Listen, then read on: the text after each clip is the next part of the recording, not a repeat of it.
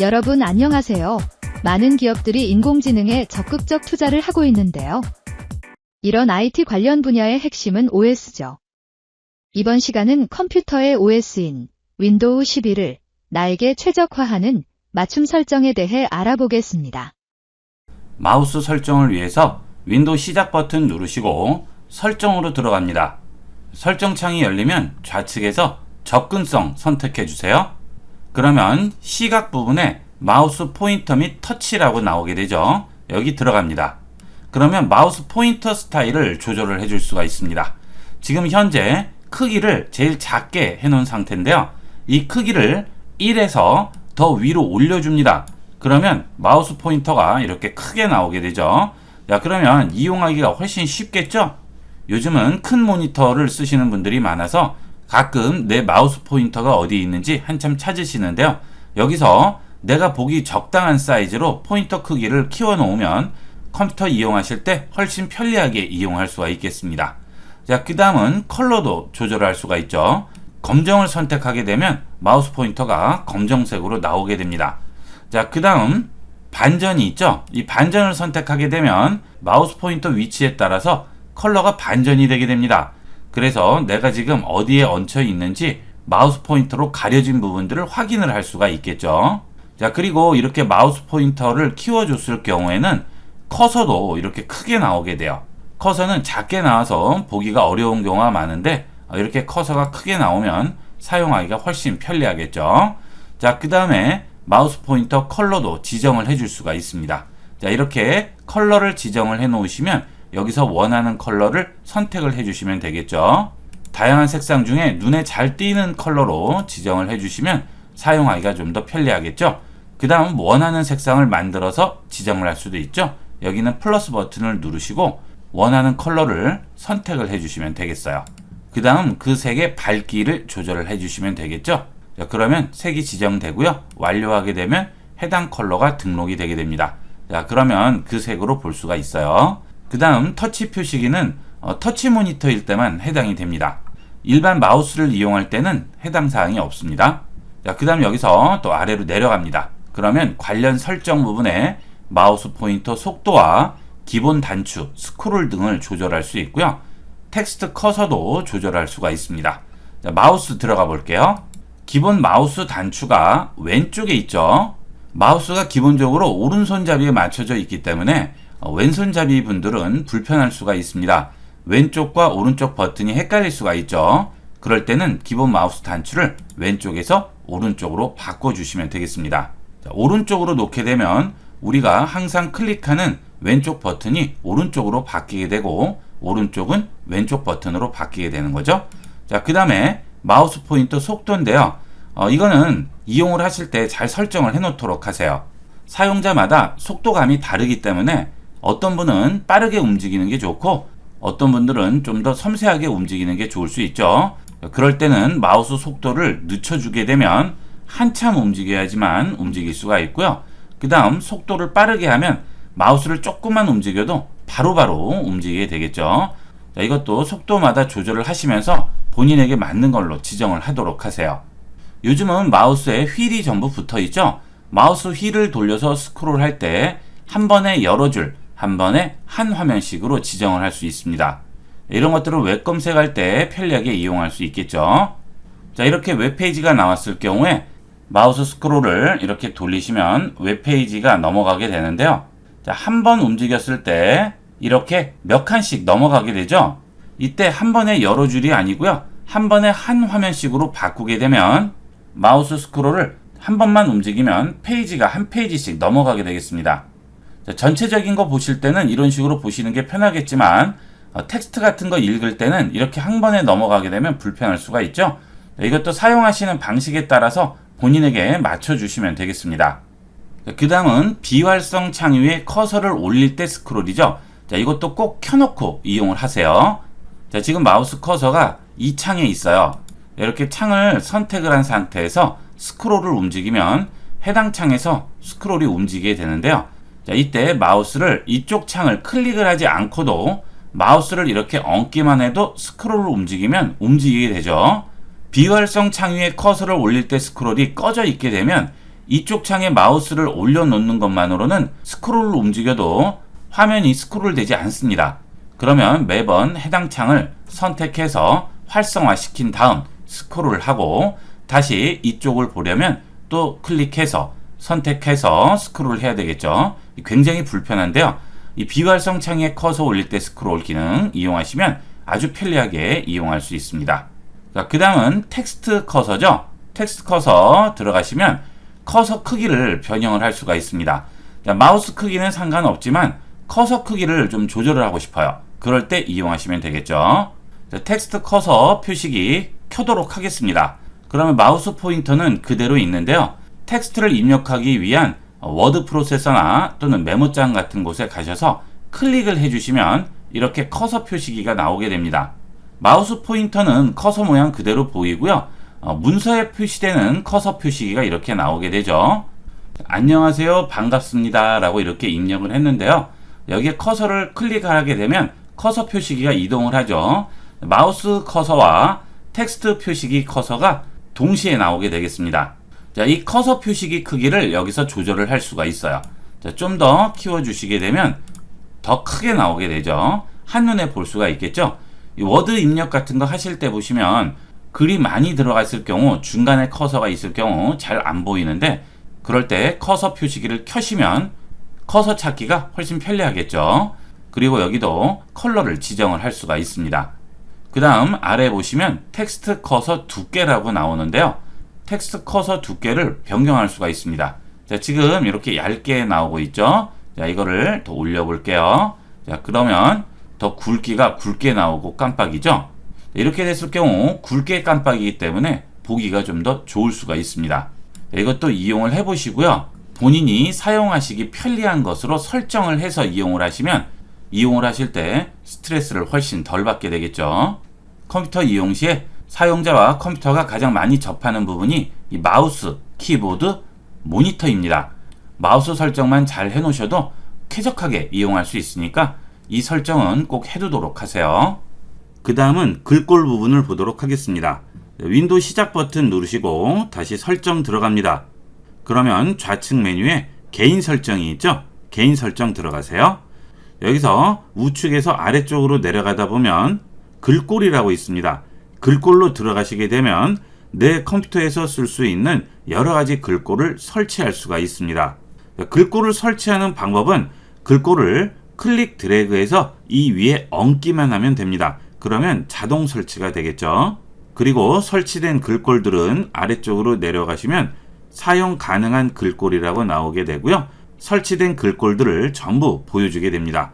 자, 여기서 글꼴 모양을 확인할 수가 있겠죠. 자, 그 다음 필요 없는 글꼴일 경우에는 해당 글꼴 우측 상단에 있는 점 3개 버튼을 누르시면 제거할 수 있습니다. 그 다음 예를 들어서 이 글꼴은 자주 쓰이지는 않지만 가끔 한 번씩은 꼭 써야 되는 글꼴이에요. 그런데 설치된 글꼴들이 많아서 매번 글꼴 찾을 때마다 스크롤 내리고 귀찮아요.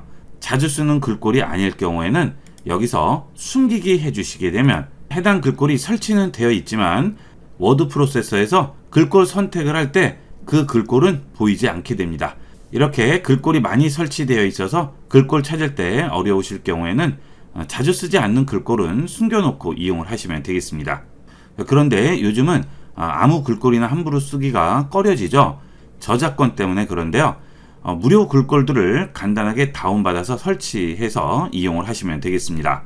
정부에서 운영하고 있는 공유 마당에 가시면 글꼴을 설치할 수 있습니다.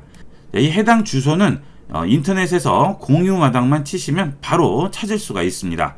네이버에서 공유 마당 치시면 정부에서 운영하는 공유 마당으로 들어오게 되고요. 이 공유 마당에 들어오시게 되면 우측 상단에 보시면 안심 글꼴 파일 서비스라고 있죠. 여기 들어갑니다. 그러면 민간 안심 글꼴과 공공 안심 글꼴 두 가지가 나오게 됩니다. 자, 공공 안심 글꼴일 경우에는 KOGL이라고 부르는데요. 이 글꼴들은 전부 상업용, 개인용 상관없이 쓸 수가 있지만 반드시 이 글꼴의 출처를 명시하셔야 됩니다. 자, 광양 햇살체의 경우에는 전라남도 광양시에서 제작한 글꼴이죠. 이 글꼴을 문서나 이미지 작업 등에 이용을 하셨을 경우에는 광양 햇살체를 썼다고 명시를 해주셔야 되겠죠. 이런 게 복잡하실 경우에는 민간 안심 글꼴을 이용하시면 되겠습니다. 민간 안심 글꼴 바로가기 합니다. 민간 안심 글꼴은 OFL이라고 부르고요. 이것은 완전 무료가 되겠습니다. 명시하지 않아도 상관없고요. 상업용, 개인용 전부 이용을 할 수 있죠. 그 대신 이 글꼴을 판매하는 것은 당연히 안 되겠죠.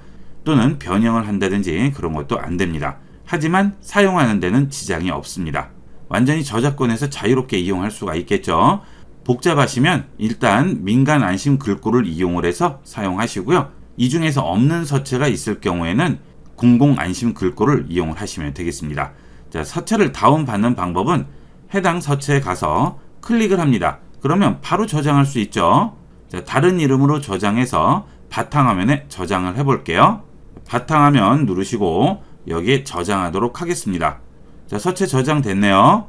자, 그러면 압축돼서 나와 있죠? 마우스 우측 버튼 누르시고 압축 풀기 하겠습니다. 데스크탑에 풀어주도록 할게요. 자, 그러면 가나 초콜릿에 여기 설치됐죠? 자, 열어보시게 되면 이 안에 서체가 2개가 들어가 있어요. 이것을 설정에 들어가셔서 여기 있는 글꼴 찾아보기 및 설치에 그대로 드래그해서 얹어주시기만 하면 됩니다. 그러면 바로 설치가 됩니다. 자, 저는 이미 설치가 되어 있죠? 그러면 이제 워드 프로세서에서 해당 글꼴을 이용할 수가 있겠습니다. 그 다음 설정으로 다시 들어오셔서 개인정보 보안으로 들어갑니다. 그 다음 아래로 내려가시면 검색 권한이라고 있죠? 검색 권한으로 들어가세요. 윈도우 11에는 유해 정보를 차단하는 기본 기능이 있습니다. 성인용 컨텐츠라든지 혐오 컨텐츠 등을 중간에서 필터링을 해주게 되는데요.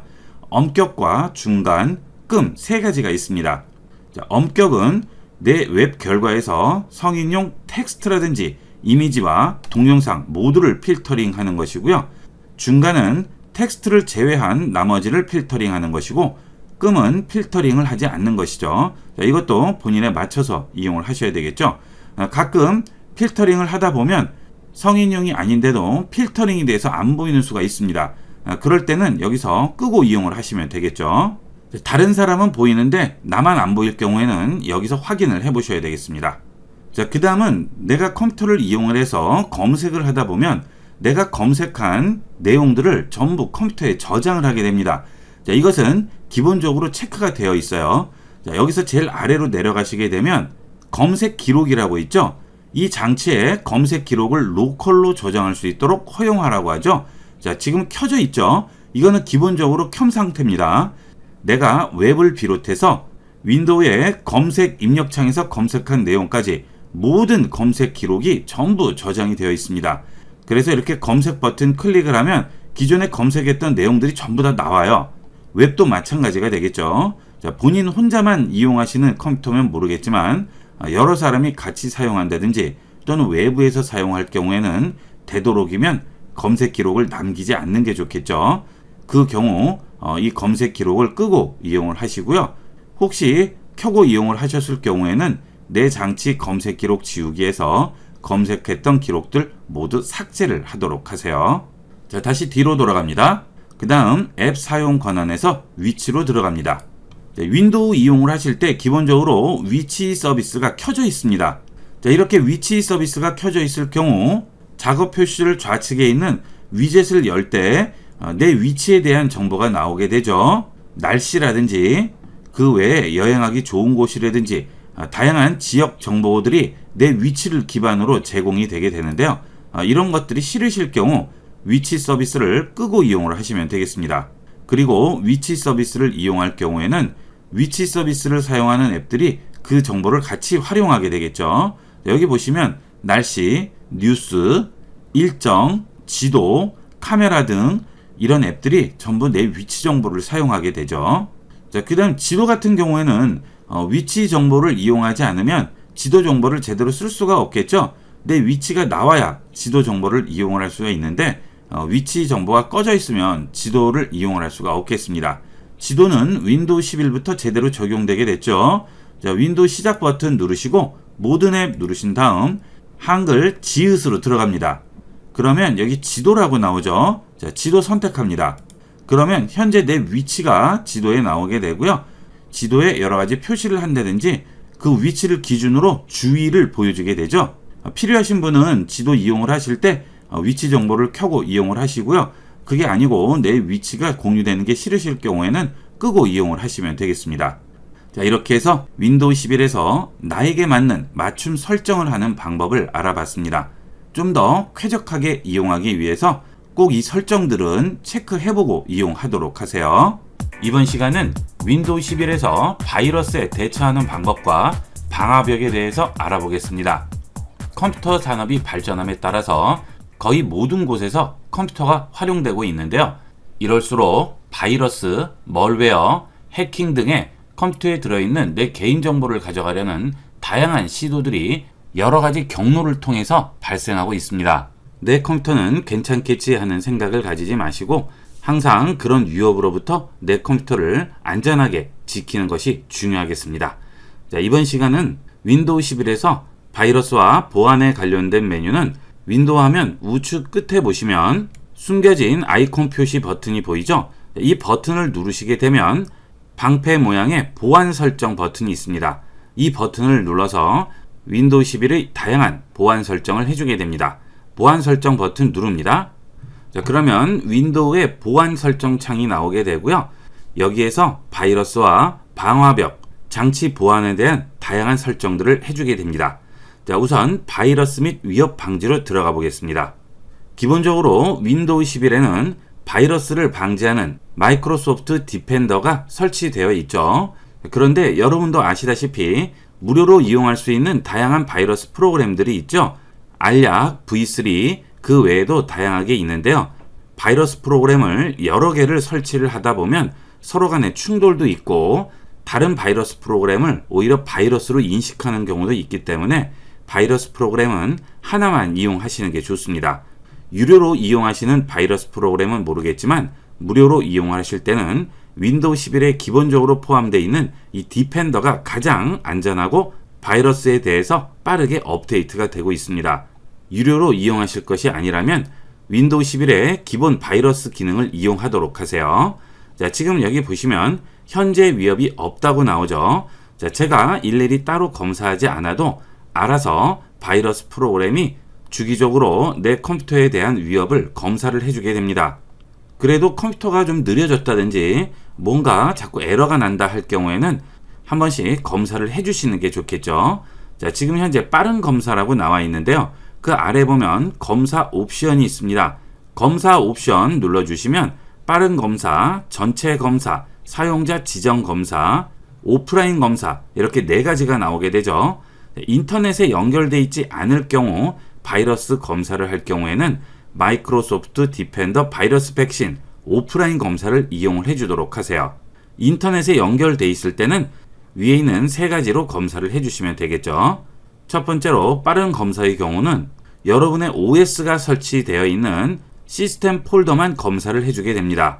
자, 이 경우 바탕화면에 있는 폴더라든지 또는 다른 드라이브에 저장된 파일 그리고 시스템 파일 외에 다른 파일이나 폴더들은 검사를 해주지 않겠죠. 그 대신 빠르게 검사를 할 수 있습니다.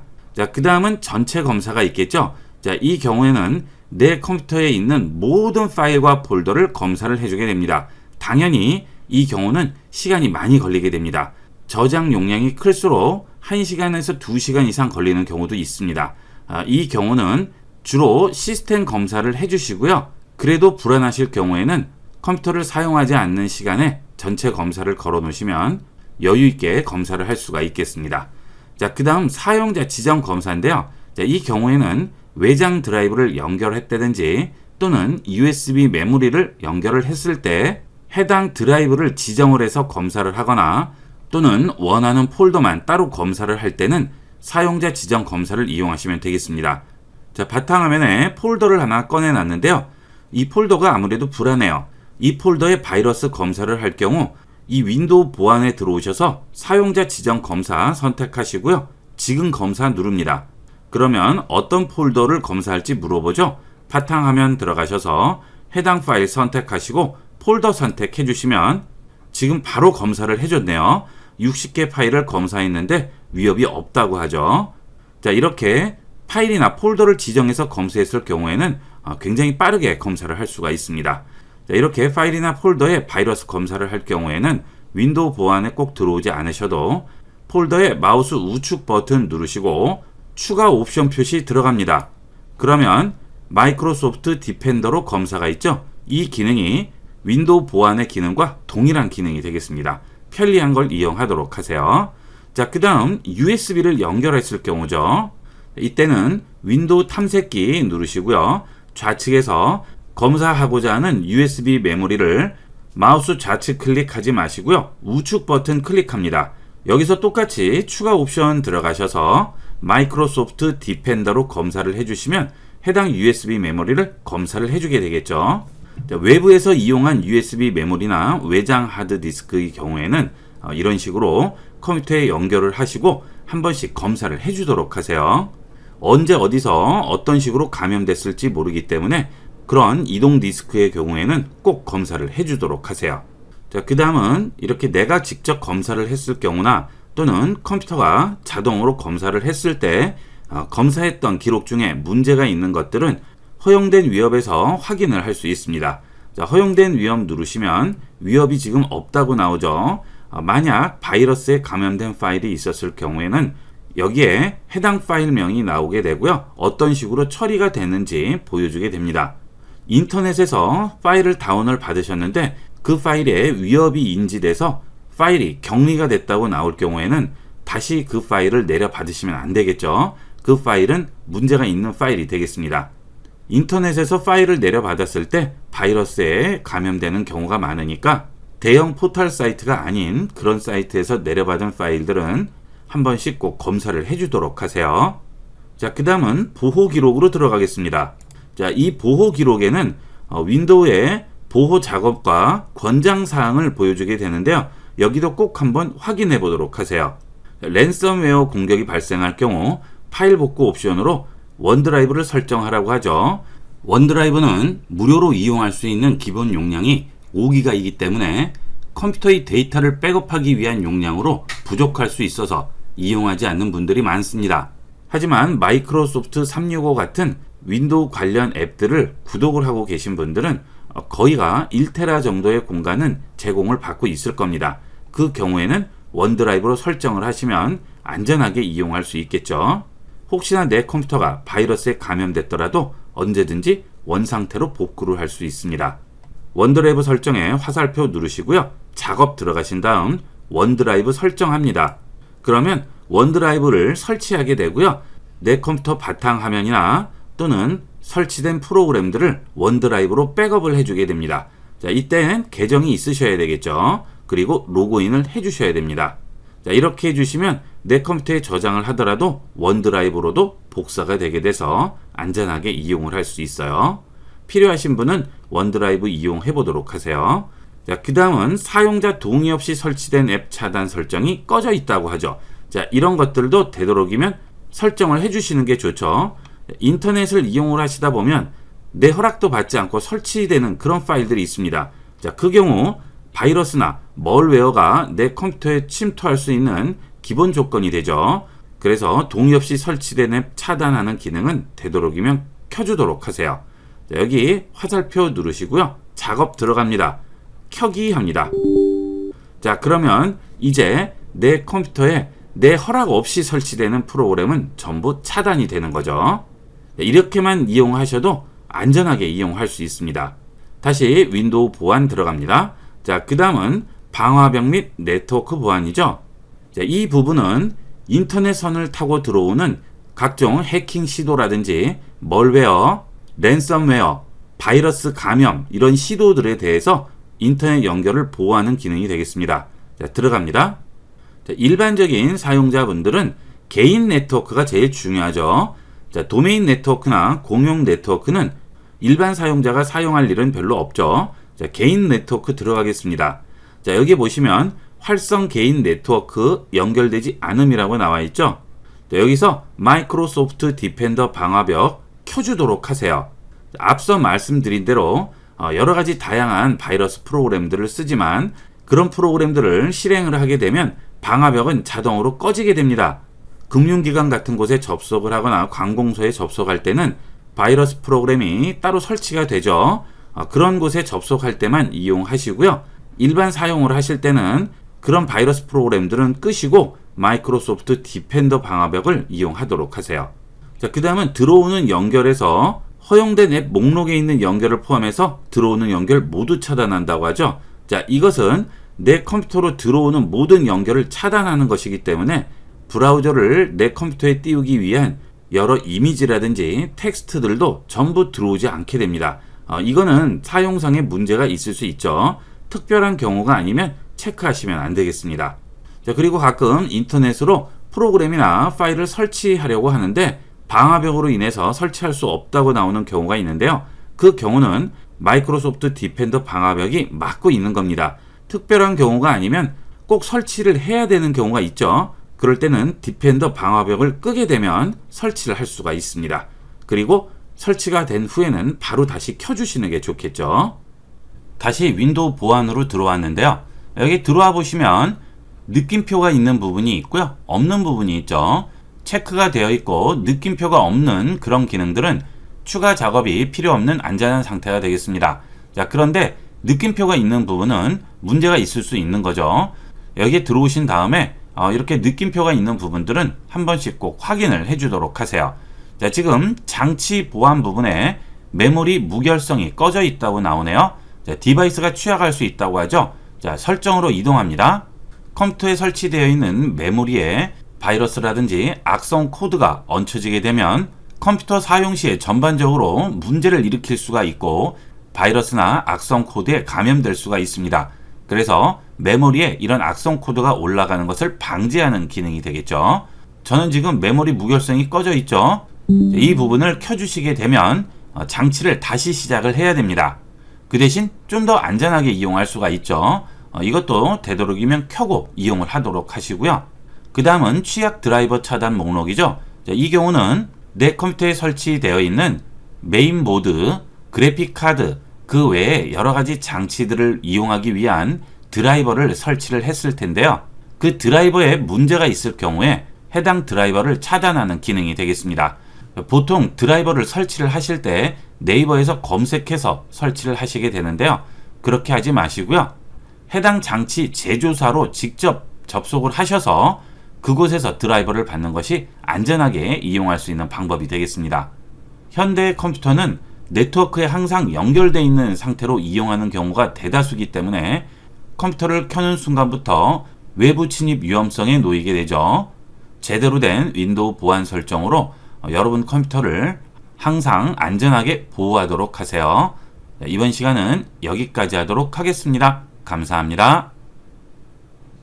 본 영상을 시청해주신 모든 분께 감사드립니다. 좀 더 체계적으로 컴퓨터 및 모바일 기기 사용법을 배우려면 www.ib96.com, ib컴퓨터교육.com을 추천드립니다. 그리고 저희 채널에 구독과 멤버십 회원으로 가입해주시면 좀 더 좋은 컨텐츠로 보답하겠습니다. 감사합니다.